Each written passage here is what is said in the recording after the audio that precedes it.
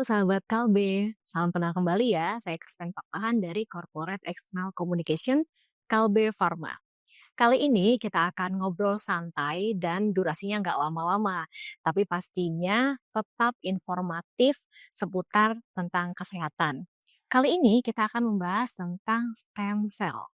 Ini dua kata yang nggak asing kalau sahabat Kalbe memperhatikan perkembangan inovasi di bidang kesehatan. Ya, stem cell merupakan salah satu inovasi revolusioner di dunia kesehatan nih. Apalagi kan kalau misalkan kita dengar-dengar ya, stem cell ini juga memiliki potensi yang besar untuk juga mengatasi berbagai penyakit dan juga kondisi medis. Wah, ini inovasi yang luar biasa ya, sahabat Kalbi. Apalagi nih yang saya tahu, saya baca-baca bahwa stem cell ini dikenal di dunia sudah sejak abad 19. Udah lama ya ternyata. Hingga akhirnya mulai ada perkembangan dan layanan stem cell ini bermunculan di berbagai dunia dan juga ada pilihan terapi nih untuk penyakit degeneratif. Nah, di Indonesia sendiri, stem cell menunjukkan perkembangan yang menarik. Mulai dari penelitian, juga pengembangan, hingga akhirnya juga ada Regenik Stem Cell yang merupakan fasilitas manufaktur yang bersertifikasi GMP. Apa tuh? Yaitu Good Manufacturing Practice, bahkan yang pertama di Indonesia. Wah, membanggakan sekali ya kabar ini. Tidak perlu diragukan lagi, apalagi Regenik Stem Cell ini merupakan bagian dari PT KLB Pharma Tbk. Regenik Stem Cell pun tentunya memainkan peranan yang penting dalam kemajuan dan juga perkembangan stem cell di Indonesia. Nah, kita akan mengupas tuntas tentang peranan KLB melalui Regenik dalam pengembangan terapi stem cell di Indonesia, juga potensi aplikasinya, dan masih banyak lagi. Yuk, langsung aja kita ngobrol bareng Dr. Sandi Klintang selaku Direktur dari Regenik Stem Cell. Halo dok, Ya, selamat pagi. pagi. Wah, makin kelihatan awet muda nih. Bisa aja. Awet muda dan awet sehat ya. Amin. Aku mikir. Ya dok, makasih nih sudah berkenan untuk kita bisa ngobrol-ngobrol santai dan nggak lama-lama juga ya. Mmm, Jadi saya terima kasih banget Dokter Sandi sudah meluangkan waktu. Ada beberapa pertanyaan nih yang bikin saya penasaran sebenarnya. Tapi yang awal-awal saya mau tahu nih, kalau menurut Dokter Sandi sendiri, mhm. bagaimana nih melihat peranan Regenik secara keseluruhan juga dalam memajukan perkembangan stem cell di Indonesia? Ya, Regenik itu kan suatu brand ya, dari perusahaan PT Bi Farma di Luhung. Nah, PT Bi Farma di Luhung adalah anak perusahaan dari Kalbe. Ya, kita ketahui bahwa Kalbe adalah industri farmasi yang terbesar ya, di Indonesia bahkan di Asia Tenggara. Nah, jadi peran daripada Regenik di sini adalah bagaimana kita mengembangkan suatu terapi yang terbarukan. Ya, karena kita tahu bahwa stem cell ini kan sedang hype di seluruh dunia nih, ya. Jadi Indonesia nggak boleh ketinggalan kan. Nah, dengan demikian Kalbe, ya sebagai suatu perusahaan yang memimpin di Indonesia ya, ini juga turut berkontribusi untuk negara tentunya ya, untuk mengembangkan suatu terapi yang terbarukan ini yang sedang hype ini gitu ya. Sehingga sejak di tahun 2006 ya, Kalbe sudah mulai masuk tuh untuk penelitian-penelitian tentang stem cell ini, ya supaya tidak ketinggalan, ya seperti itu. Wah, berarti udah lama banget ya dok ya dari tahun 2006 sampai saat ini. Nah, apa sih ini dok yang membuat unik dan juga menarik? Apalagi tadi kan sempat saya sebut ya, Hmm. termasuk ke GMP pertama di Indonesia ya. Mhm. Ya jadi semua berawal dari tentunya Dokter Bunyamin Setiawan Hmm. ya sebagai foundernya Kalbe. Beliau itu menurut saya mempunyai seorang yang visioner. Ya visioner itu beliau bisa melihat suatu perkembangan 10 tahun ke depan, ya. Di tahun 2006 beliau sangat, eee, berusaha kuat ya untuk bisa mendirikan suatu, research ya di bidang stem cell ini. Di mana di Indonesia kan belum dikenal sama sekali, Hmm. ya. Sehingga tentunya pasti perjuangan beliau untuk mendirikan research stem cell ini pasti membutuhkan usaha yang sangat besar ya untuk meyakinkan baik para BOD maupun pemegang saham ya untuk mendirikan pabrik ini ya. Nah, kemudian setelah itu di tahun 2006 belum langsung jadi pabrik. Jadi melakukan penelitian dulu uji di in vitro atau laboratorium. Jadi perkembangan di laboratorium itu selama memakan waktu 7 tahun. Jadi di saat itu tentunya biaya dana risetnya sangat besar sekali ya dalam 7 tahun. Karena apa? Di tahun 2013 barulah dibuat pabriknya. Nah, pabriknya ini tentunya bukan pabrik yang sembarang pabrik ya. Karena kita tahu bahwa Kalbe adalah industri obat. Sehingga pabrik yang dibuat itu harus berdasarkan syarat-syarat Good Manufacturing Practice, GMP dunia. Ya, padahal di Indonesia ini adalah CPOB, cara pembuatan obat yang baik yang dikeluarkan oleh Badan POM. Kenapa itu penting? Karena ketika sudah masuk di dalam level uji hewan dan manusia, tentunya obat ataupun stem cell yang dihasilkan harus dikeluarkan oleh fasilitas produksi yang sudah memiliki izin atau sertifikasi CPOB atau GMP ini. Karena tentunya kita sangat concern terhadap safety, keamanan pada manusia ataupun hewan bahkan ya. Nah, setelah tahun 2013 ada GMP, saat itu adalah yang pertama di Indonesia, sama dengan Badan POM, itu kita melakukan uji pada hewan dan manusia. Seperti itu. Berarti perjalanannya panjang banget ya Dok ya, mulai dari 2006 selama 17 itu memperdalam risetnya dulu ya dan pengembangan hingga akhirnya di 2013 baru membangun pabrik. Segitu concern-nya Kalbe melalui Regenik ini untuk pengembangan stem cell gitu ya Dok ya. Boleh diceritakan nih Dok pengalamannya dan juga pencapaian yang signifikan sejauh ini? Ya, ketika Kalbe ataupun Regenik ini ya mendevelop pabrik berdasarkan GMP. Karena standar ataupun aturan-aturan GMP ataupun CPOB ini belum ada. Sehingga Kalbe bersama dengan Badan POM menyusun semua aturan-aturannya yang sesuai dengan standar GMP ini. Dan saat itu saya ingat sekali melihat peraturan-peraturan di dunia, baik dari FDA, EMEA, TGA, bagaimana sih membangun suatu pabrik yang berdasarkan GMP ini. Nah, sehingga terjadilah pabrik itu yang pertama. Nah, ini sebenarnya suatu pencapaian yang luar biasa ya, karena itu menjadi satu pintu gerbang stem cell bisa dimanfaatkan ke manusia. Ya. Lalu dalam perjalanannya tentunya masih banyak uji-uji yang dilakukan bersama dengan rumah sakit pemerintah ya. Selama kurang lebih mungkin 10 tahun. Ya, 10 tahun. Nah, setelah itu yang menarik yang kedua ya, milestone yang kedua saya melihat sewaktu Indonesia ataupun seluruh dunia terjadinya pandemi COVID-19. Nah, waktu itu belum ada obatnya ya, tidak ada obat sama sekali untuk COVID-19 dan itu kematian sangat banyak sekali ya. Eee, kita melihat bahwa ada satu penelitian di China, di Wuhan tempat COVID itu berasal ya, menggunakan terapi stem cell. Nah, dari situ Kalbe bersama dengan BRIN, Badan Riset Inovasi Nasional, dan juga 3 rumah sakit pendidikan pemerintah, yaitu Muardi di Solo, Rumah Sakit Sarjito di Jogja, dan Rumah Sakit Hasan Sadikin di Bandung, melakukan penelitian untuk COVID-19. Nah, itu kurang lebih ada sekitar 50 pasien dilakukan pemberian stem cell dengan kondisi yang berat dan kritis di ICU. Dan rata-rata semuanya memberikan hasil yang positif, membaik, dan terpenting adalah safety-nya ya, keamanan buat pasien. Nah, ini milestone yang kedua yang saya lihat. Dan yang ketiga adalah milestone kita sudah bisa memproduksi atau membuat yang disebut namanya iPSC. Nah, iPSC adalah Induced Pluripotent Stem Cell. Nah, induced pluripotent stem cell ini adalah suatu manipulasi ataupun teknologi stem cell yang terbarukan. Kenapa? Karena di tahun 2012 itu pemenang Nobel ya yang disebut namanya Shinya Yamanaka.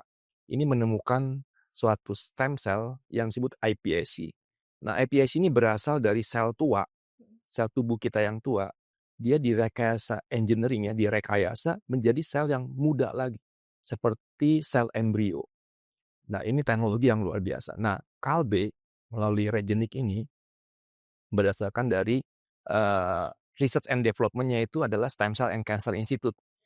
Nah, kita sudah membuat dan sudah ada. Nah, ini membuka gerbang penelitian yang luar biasa sekali dengan iPSC. Kenapa? Karena iPSC ini seperti sel embrio, stem cell embrio, bisa didiferensiasi atau diperbanyak dan bisa berubah menjadi seluruh sel seperti organ tubuh kita. Nah, ini membuka peluang bagi para peneliti-peneliti, para dokter untuk kerjasama dengan Kalbe untuk pengembangan stem cell di penelitian-penelitian ambil S3 dan sebagainya. Lalu kemudian, milestone yang berikutnya adalah di tahun lalu, kita berkolaborasi dengan perusahaan besar di Korea, yaitu Green Cross, untuk mengembangkan sel terapi imun. Jadi terapi sel imun, ya, terapi sel imun untuk apa? Untuk kanker. Nah, kankernya adalah solid tumor, yaitu seperti liver, kanker hati, ya kan, kanker payudara dan sebagainya, berdasarkan dengan terapi sel imun.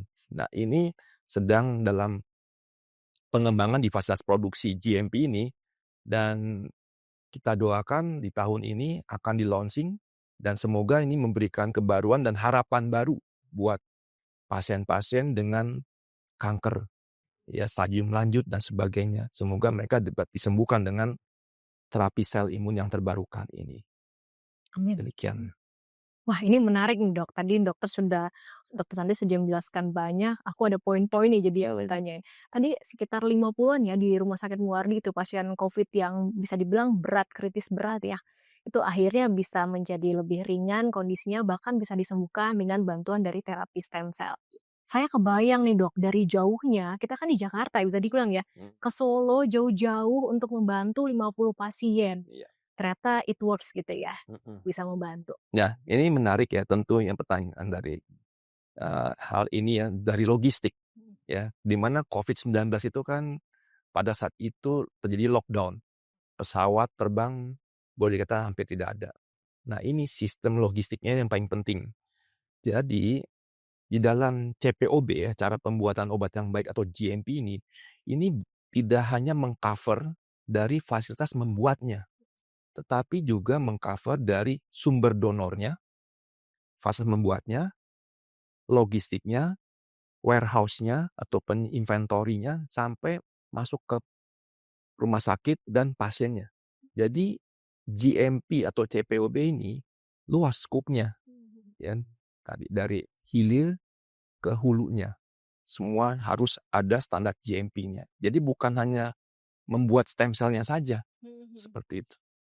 Wah, maka itu ya sahabat Kalbe, upaya dari Regenik Stem Cell by Kalbe ini besar banget ya, karena CPOB ini mencakup banyak hal, mulai dari persiapannya, pengambilan sampelnya, sampai juga proses dari distribusinya gitu Dok ya, tuh ngiriman si stem cell ini.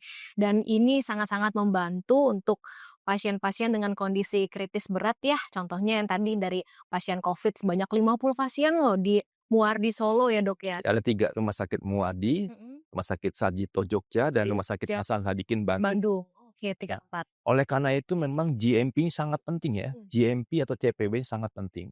Dan di tahun 2025 ini Badan POM sudah mengeluarkan peraturan yang terbarukan. Jadi peraturan Badan POM nomor 8 tahun 2025, yaitu penggunaan stem cell ataupun sekreton dan metabolitnya semua itu harus fasilitasnya sudah tersertifikasi CPOB atau GMP ini. Jadi penting bagi kita masyarakat ketika menggunakan stem cell harus ditanyakan apakah sudah memiliki sertifikasi daripada Badan POM ini. Sangat penting. Karena apa? Karena menjaga keamanannya, safety-nya itu paling penting. Wah, ini saya setuju banget dan ini sangat-sangat menarik. Karena bisa kita lihat ya, ada banyak promosi atau informasi yang tersebar tentang stem cell ada di mana-mana gitu ya. Tapi kalau kita tidak tahu apakah mereka tersertifikasi secara CPOB, yang artinya sudah pasti terjamin keamanannya, itu bisa dalam tanda kutip berbahaya jangka panjang ya, Dok ya.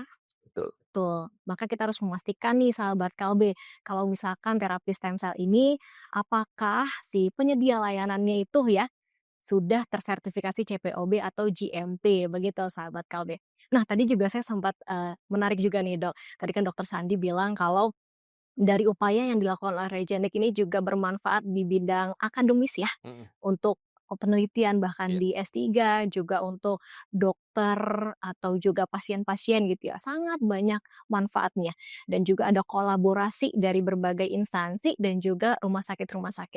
Boleh dijelaskan nih Dok, apa aja sih pentingnya kolaborasi ini Dok bagi iya. Regenik?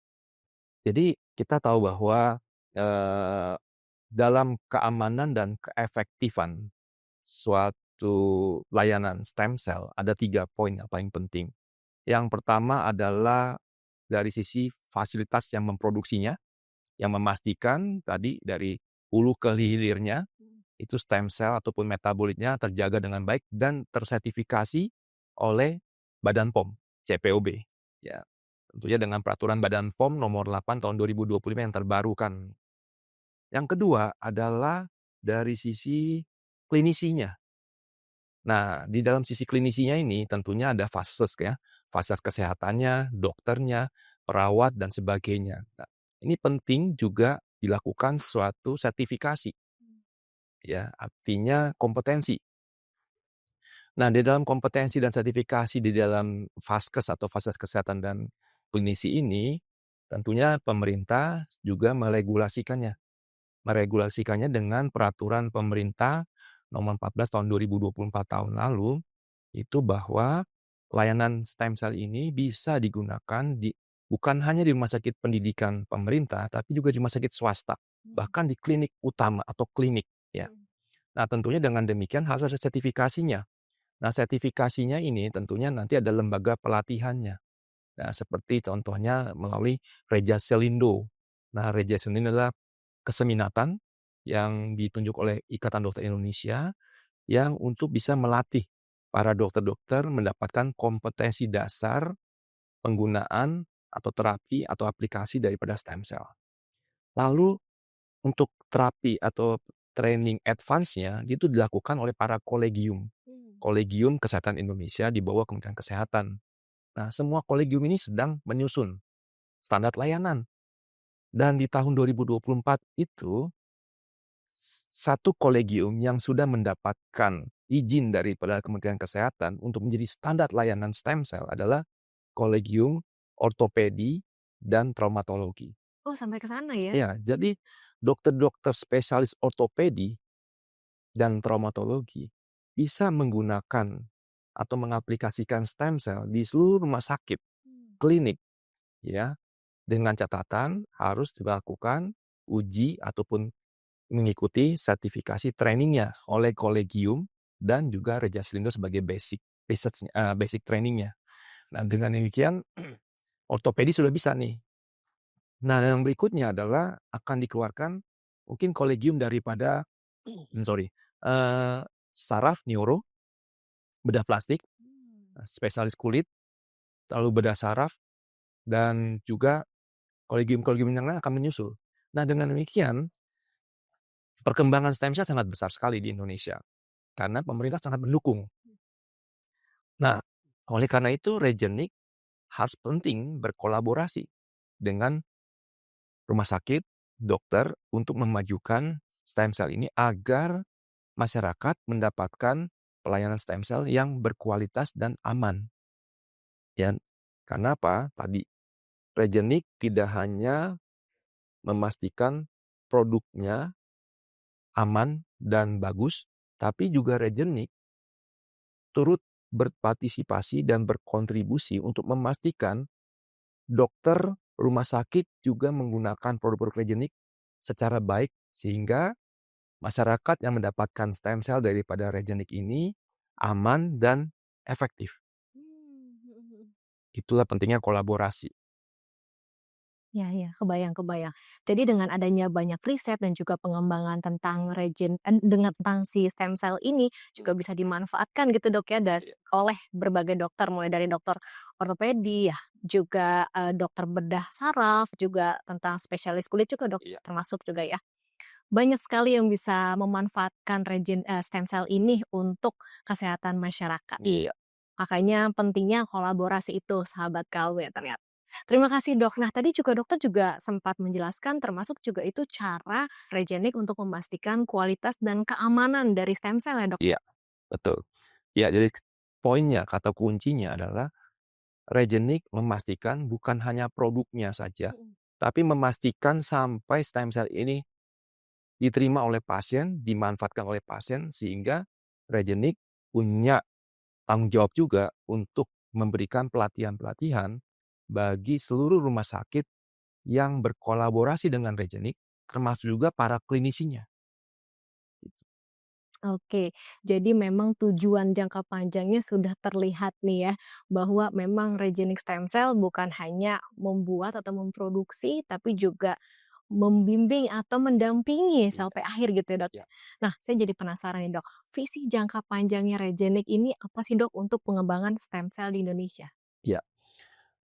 Regenik hadir di sini untuk membantu pemerintah, ya, dalam menciptakan suatu terapi yang kebaruan ini ya, yaitu terapi sel, agar masyarakat mendapatkan terapi ini secara aman dan efektif. Mmm. Oleh karena itu, Regenik menjadi yang terdepan untuk mengikuti aturan-aturan standar global internasional bersama dengan pemerintah. Dalam hal ini Badan POM dan Kementerian Kesehatan, agar pemain-pemain ataupun industri-industri stem cell sudah ada jalur pathway-nya gitu, jalannya untuk tinggal mengikuti, ya sehingga mereka semua bisa memproduksi juga mereka stem cell di Indonesia yang sudah punya standar yang baik dan benar, itu pertama. Jadi me memimpin ataupun mengawal seluruh fasilitas-fasilitas yang ada di Indonesia untuk stem cell, sehingga stem cell menjadi tuan rumah di negeri sendiri, itu satu. Yang kedua, Rajin juga punya visi, adalah bagaimana stem cell yang sudah diperkembang di Indonesia nantinya, menjadi stem cell yang bisa berkembang secara global. Jadi stem cell di Indonesia bisa diekspor, atau bisa juga pasien-pasien dari luar negeri datang ke Indonesia, yang disebut dengan medical tourism yang sedang lagi digembar-gemborkan oleh pemerintah untuk mendatangkan devisa negara. Karena kita tahu bahwa Indonesia kekayaan alamnya sangat luar biasa, diversity-nya, dan ini menjadi suatu poin yang bagus untuk menjadi stem cell tourism. Nah, ini Regenik sedang bekerja sama dengan para kolaborator, baik dengan rumah sakit, dokter, dan juga kita tahu bahwa Kalbe, ini keunggulan Kalbe yang luar biasa, memiliki field force yaitu Kalbe Internasional. Nah, jadi Kalbe Internasional bisa mendukung juga bagaimana mempromosikan stem cell Indonesia ini ke mancanegara. Nah, semoga kita doakan saja dalam waktu yang tidak terlalu lama, ada beberapa pasien dari luar Mmm. akan datang ke Indonesia untuk mendapatkan terapi stem cell. Kemarin sedikit saya kemarin habis dari Yogyakarta. Datang seorang dari Malaysia, Wah, jauh-jauh ke Jogja jauh-jauh ya? ke Jogja untuk bertemu, diskusi, dan beliau ingin treatment stem cell buat ayahnya, dan beliau akan datang ke Indonesia. Dan semoga tidak terlalu lama lagi beliau akan dia menyampaikan bahwa, "Oh ya, nanti saya akan datang ke Bali, bisa jalan-jalan, stem cell cuman hanya beberapa jam dan itu sudah ada di depan mata. Mmm. Tinggal kita eksekusi dan ini membuat Indonesia menjadi stem cell jadi global dikenal di luar negeri juga." Wah, keren banget. Saya jadi membayangkan ini bukan hanya menguntungkan para peneliti yang sudah berjuang ya dalam bidang riset dan juga pengembangan, maksudnya dengan upaya yang dilakukan oleh peneliti juga bermanfaat ke masyarakat gitu ya. Ternyata juga sampai bisa meningkatkan nama baik Indonesia juga, Dok, Ya, ya kan? betul. Bahwa Indonesia memiliki fasilitas yang baik, yang sudah tersertifikasi bahkan current GMP ya, Iya, Dik, ya? CGMP gitu CGM. ya? CGMP. Dan akhirnya bahkan ada salah satu contohnya nih, pasien dari Malaysia datang jauh-jauh ke Jogja, ketemu Dokter Sandi untuk ngobrol lebih lanjut tentang stem cell. Wah, ini kabar bahagia banget dan membanggakan, Dok. Iya, betul. Semoga selanjutnya juga bisa semakin berkembang ya. Iya, Apalagi tujuan dari Regenik ini juga ingin mengembangkan stem cell di Indonesia, hingga juga menggait dari berbagai, fasilitas kesehatan, Dok, ya, iya, untuk bisa memproduksi juga stem cell gitu iya. ya, Dok, ya? Baik. Nah nih Dok, saya juga mau nanya, kalau untuk potensi terapi stem cell ini dalam mengubah lanskap pengobatan di Indonesia nih, untuk beberapa tahun mendatang, gimana menurut Dokter Sandi? Ya menarik ya, kita tahu bahwa namanya ada satu istilah di dalam pengobatan disebut pengobatan regeneratif Hmm. atau regenerative medicine. Ini lagi booming di Iya. seluruh dunia ya. Bahkan di Indonesia kemarin baru launching, suatu asosiasi yang berkolaborasi dengan, regenerative medicine dari Amerika yang akan disertifikasi di Amerika itu American Board Regenerative Medicine Hmm. dan Regenite juga ikut aktif di situ ya. Nah, dalam konteks regenerative medicine, kita tahu dari perkembangan dari industri farmasi atau obat-obatan dan kesehatan. Dulu sekali, itu semua dikenal adalah awalnya dari jamu-jamuan, Hmm. ya. Jamu-jamuan, jadi minum jamu temulawak, jamu ini memberikan kesehatan. Tapi mereka nggak tahu isinya apa, tapi jamu. Herbal gitu ya? Herbal medicine. Lalu mulai berkembang, bahan aktifnya apa sih herbal medicine itu ya? Akhirnya ditemukanlah fitofarmaka. Hmm. Setelah fitofarmaka masuk, ini kan dari alam, dibuatlah sintetiknya, sehingga disebut small molecule atau obat-obatan yang dikenal sekarang. Antibiotik, obat gula, obat hipertensi, itu semua berasal dari bahan aktif sintetik yang dipelajari dari alam. Menarik. Lalu berkembang lagi, obat-obat berbasis protein, seperti insulin, Hmm. eritropoietin, itu Kalbe semua udah punya ya. Termasuk juga monoklonal antibody yang sudah dimiliki oleh Kalbe. Jadi Kalbe sudah punya nih 3 pilar yang pertama nih. Namun sayangnya, obat-obat ini tidak bisa meregenerasi, tidak bisa membalikan. Orang yang sakit diabetes seumur hidup pasti minum gula, obat gula ya. Tapi nggak pernah bisa sembuh. Jadi minum aja, kalau obatnya gulanya diberhentikan ya kembali lagi sakit. Nah, ada pilar keempat yang disebut dengan terapi stem cell. Ini adalah pilar yang sangat penting di dalam pengobatan regeneratif. Dan luar biasanya Kalbe, semua pilarnya Kalbe udah punya, empat-empatnya. Nah, inilah yang menjadi, perusahaan yang sangat besar dan memimpin di dalam dunia kesehatan di Indonesia dan tidak salah saya melihat bahwa ketika kalau saya ke luar negeri ya, mereka kalau saya sebut Kalbe, mereka udah kenal. Karena Kalbe sudah memiliki semuanya, Mhm. baik termasuk juga consumer good-nya. Mhm. Dan memang disitulah peran Kalbe untuk menyehatkan bangsa kan. Hadir menyehatkan bangsa dengan seluruh kelengkapan daripada pilar-pilar pengobatan yang dimiliki oleh Kalbe. Oke Dok, wah ini jelas sekali ya sahabat Kalbe. Jadi potensi terapi stem cell ini untuk mengubah lanskap pengobatan Indonesia ini juga bisa dibilang menjamin ya Dok ya. Karena memang juga riset dan juga pengembangannya yang tidak main-main. Apalagi juga nama baik Kalbe juga sudah dikenal di dunia karena memiliki berbagai fasilitas kesehatan bahkan obat-obatan juga Dok ya yang menjamin. Oke nih Dok, pertanyaan juga nih Dok. Faktor kunci nih kalau menurut Dokter Sandi nih yang dapat mendorong adopsi dan juga pemanfaatan dari terapi stem cell ini bagaimana, Dok? Ya, faktor kunci yang pertama adalah dari sisi regulasi. Hmm. Di seluruh dunia kuncinya dari regulasi. Setiap meeting saya kalau ikut acara-acara conference internasional, mereka selalu kuncinya di regulasi. Hmm. Menarik untuk regulasi ini, Indonesia, pemerintah Indonesia sangat mendukung, sangat mensupport regulasinya stem cell di Indonesia. Tentunya dengan kaedah-kaedah keamanan buat masyarakat ya, dibandingkan dengan negara-negara lain. Hmm. Ya, sangat strict regulasi.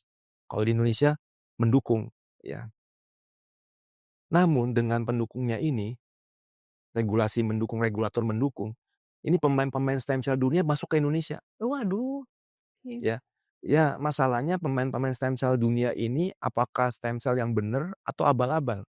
Yang berbahaya adalah banyak yang abal-abalnya. Nah, ini menjadi catatan buat masyarakat, ya. Hati-hati menggunakan stem cell yang dipromosikan dari negara-negara tetangga internasional. Hmm. Bukan berarti itu ada stem cell yang baik. Ya, jadi perlu dicermati lagi. Ya, baik stem cell dari Malaysia, stem cell dari Singapura, dari Thailand, China, Taiwan, dan sebagainya.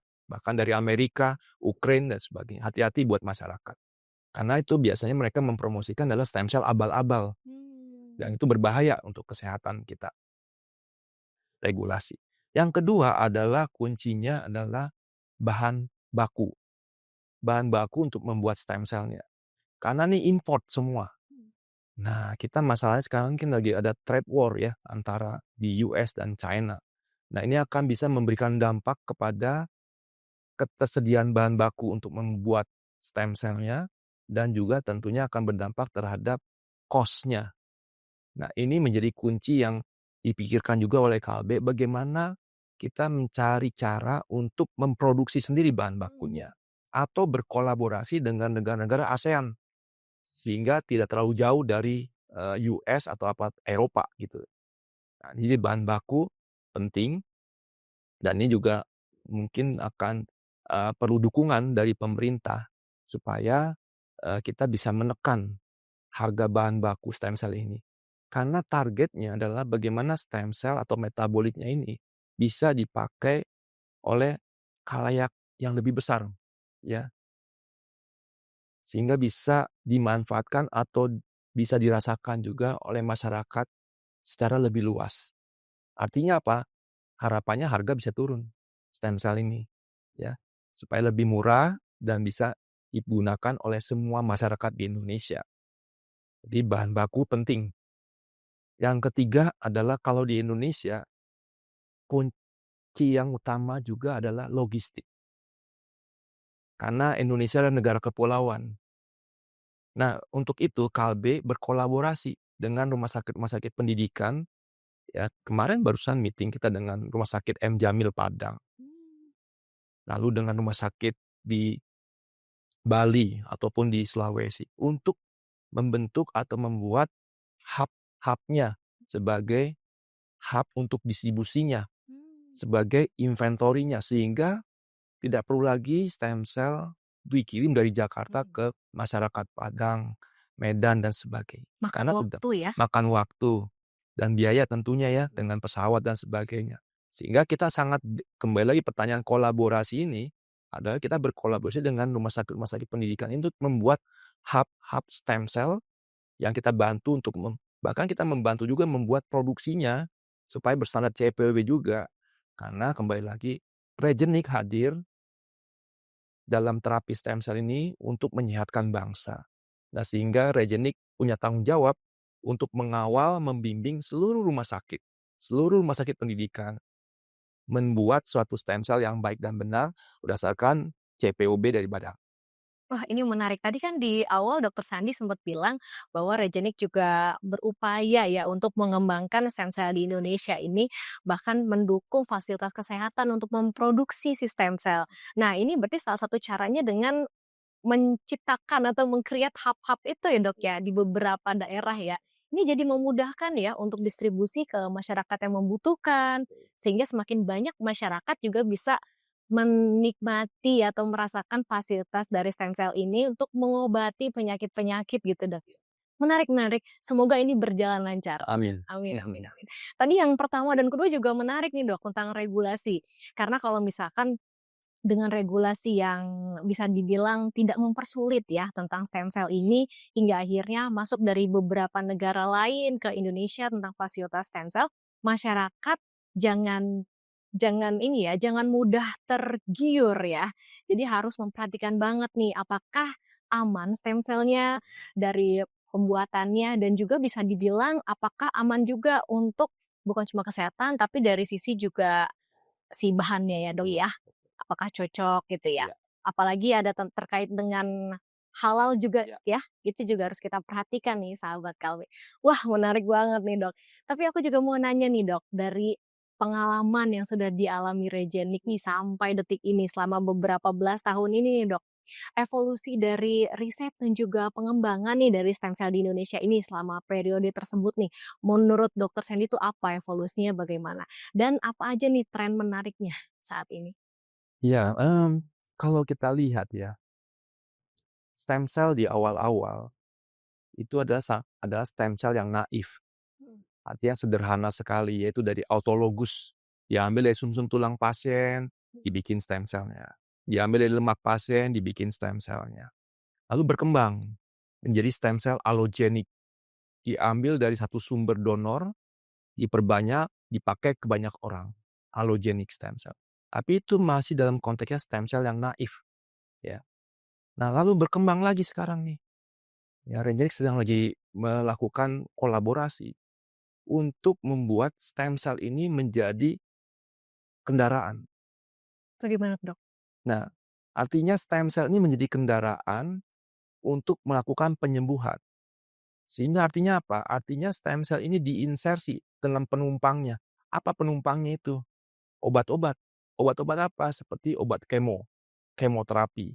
Jadi obat kemoterapinya dimasukkan ke dalam kendaraannya adalah stem cell. Lalu ketika stem cell diberikan, stem cell-nya akan menuju ke tempat kanker, tumor, dan dia mengeluarkan penumpangnya. Penumpangnya siapa? Yaitu obat-obat kemo tadi. Pernah ingat cerita namanya sebut kuda Troya ya? Troya, yang dimana kuda diisi dengan tentara-tentara sehingga dimasukin dalam satu kota. Setelah itu tentaranya keluar Bekerja. menguasai kota itu. Nah, stem cell itu adalah kuda Troyanya untuk masuk untuk membunuh sel-sel kansernya tadi. Nah, ini kita lagi kembangkan. Tidak hanya obat-obat kemo, tapi juga kita bisa menginsersi stem cell ini dengan gen-gen yang sudah diedit. Contohnya untuk kasus-kasus talasemia misalnya. Nah, talasemia ini kan ada kelainan gen. Nah, stem cell-nya kita lakukan editing gen-gennya, lalu diinsersikan lagi tubuh pasien, sehingga talasemianya sudah bisa sembuh. Ya, talasemia penyakit genetik bisa sembuh. Tidak perlu lagi transfusi darah bertahun-tahun. Nah, ini lagi penelitian juga. Dan yang ketiga adalah penelitian bagaimana tadi iPSC, Induced Pluripotent Stem Cell ini, kita lakukan penelitian untuk didiferensiasi atau diubah ke sel-sel target untuk penyembuhan. Seperti ke sel endotelial atau sel-sel pembuluh darah, sehingga membuat pembuluh darah ini menjadi fleksibel lagi. Elastisitiesnya lebih bagus lagi. Nah, ini yang membuat jadinya semoga bisa hipertensi bisa diatasi, penyakit-penyakit degeneratif akibat kelainan pembuluh darah juga bisa diatasi dengan iPSC ini. Termasuk stroke juga? Termasuk stroke juga. Dan juga selain itu masuk ke level ranah gene terapi. Ya, gene terapi ini ya seperti CRISPR dan sebagainya. Dan juga pengembangan yang lainnya, penelitian adalah scaffold. Nah, scaffold ini adalah suatu cangkang rumah buat stem cell bekerja di dalam tubuh kita. Nah, semua hal ini sebenarnya di dalam dunia ilmu stem cell adalah bagian daripada ATMP. ATMP itu adalah Advanced Therapy Medicinal Product. Ya, nah ATMP ini menjadi standar global dunia. Nah, kita Regenik masuk ke dalam level ini untuk penelitian dan kita mengajak seluruh peneliti-peneliti di Indonesia berkolaborasi dengan Regenik untuk mengembangkan ATMP ini. Ya, kita terbuka sekali untuk bisa melakukan. Bahkan di Kalbe juga ada namanya disebut RKSA, ya kan? Ristek Kalbe Science Award. Nah, ini dalam lagi tahun ini kita membuka lagi kan untuk lomba penelitian yang biayanya atau hadiahnya cukup besar ya untuk para peneliti mengembangkan produk-produk berkolaborasi dengan Regen.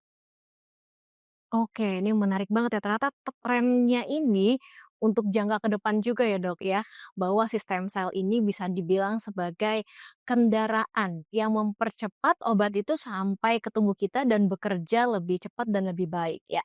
Makanya tadi juga dibilang kalau stem cell ini juga membantu pengobatan penyakit degeneratif Iya. gitu ya. Mempercepat pengobatan dan memperkuat si obat itu aktif dalam tubuh gitu, Dok, ya. Betul. Wah, itu secara singkat sudah kebayang betapa kerennya stem cell ini berguna, bermanfaat untuk kita nih sahabat KLB. Makasih banyak nih Dokter Sandi Sama-sama. atas penjelasannya, atas waktunya. Nggak terasa nih sudah 1 jam nih gitu. Oh, iya, iya. Oke, baik. Sukses Dok. Semoga dengan perjalanan panjangnya Regenix Stem Cell dan juga berbagai upaya yang udah dilakukan oleh Regenix Stem Cell by Kalbe ini juga terus berkembang dan juga semakin bermanfaat untuk masyarakat. Didoakan yang terbaik. Amin. Amin. Makasih sekali lagi Dokter Sandi untuk waktunya untuk ngobrol-ngobrol bareng kita tentang Regenex Stem Cell by Kalbe ini. Tentunya tujuan inovasi ini sudah sesuai ya dengan misi Kalbe nih, sahabat Kalbe, yaitu demi meningkatkan kesehatan untuk kehidupan yang lebih baik. Iya. Terima kasih sekali lagi. Sama-sama Bu Krismen, salam sehat selalu Salam buat sehat. kita semua. Amin. Sahabat KLB, itulah tadi pembahasan kita tentang stem cell yang sudah dijelaskan oleh Dokter Sandi tentang dari Regenex juga yang tentunya ini sangat menarik nih karena Regenex Stem Cell juga bersertifikasi GMP pertama di Indonesia. Tadi Dokter Sandi juga menjelaskan ya tentang bagaimana upaya Regenex dalam memastikan kualitas dan juga keamanan, juga kolaborasi dengan berbagai instansi dan juga rumah sakit dalam pengembangan stem cell ini. Hingga akhirnya bagaimana stem cell ini dapat mengubah pengobatan di penyakit di Indonesia. Baik sahabat Kalbe, demikian perbincangan kita. Jangan lupa nantikan perbincangan atau diskusi tentang kesehatan lainnya. Sampai jumpa, salam sehat.